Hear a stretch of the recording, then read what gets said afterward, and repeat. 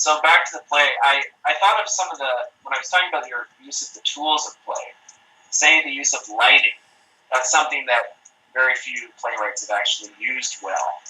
And your use of the blackout scenes with Janie, where she's just talking and then it blacks out, that was a very effective thing.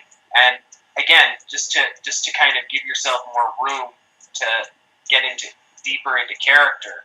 These are the sort of things that are often overlooked, but they seem so simple once they're finally realized in your plays. Well, and in my play Exteriors, I told you, we talked about how I use slow motion, where to get the distortion of the Alzheimer woman, the other characters are moving in slow motion.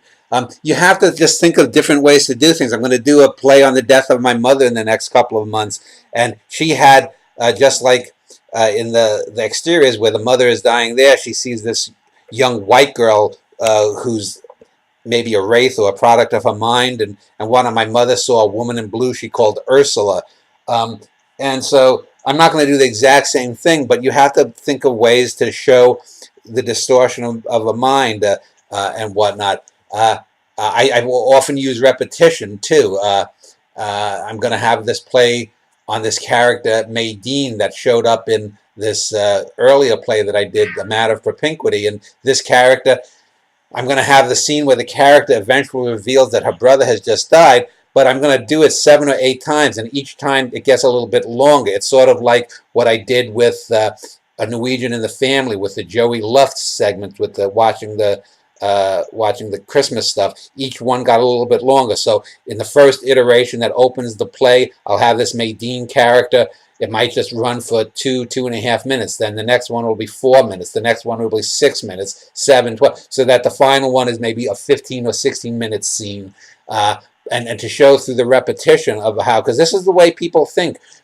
This is the way minds work and whatnot. And I just finished a play where I have called Hung Up on a Dream, about this other woman that I knew, and I show her being kind of wacky and thinking she was abducted by aliens. So I have these Grim Reaper-like figures wearing alien masks. Now, we don't know if that's just the dramatic convention of the play.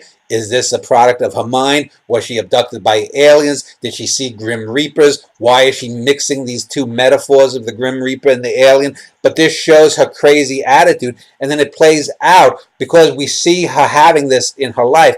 It hopefully gives some insight as to why she acts with the Danny Wagner character, who ultimately rejects her in one way, and then goes back to a guy who's a lousy, lying cheat. And in there, he keeps on cheating on her, and like Ken from Another Woman, he still has the same rote little passage he says to her. I don't know if you've read that play yet, but when you do, you'll see he says the same kind of little thing. And so by having these little techniques, it doesn't just affect a particular scene. Having Janie Fitz at the mirror with the Bach Toccata fugue going isn't just about that particular scene at the beginning and the end of the play, but it gives a frame of mind of what may be going on the rest of the time in her mind. She may be having these, musical moments in her mind where things distort. She sees an earlier version of herself, and the version of, there's a scene where they keep having blackouts, and in one time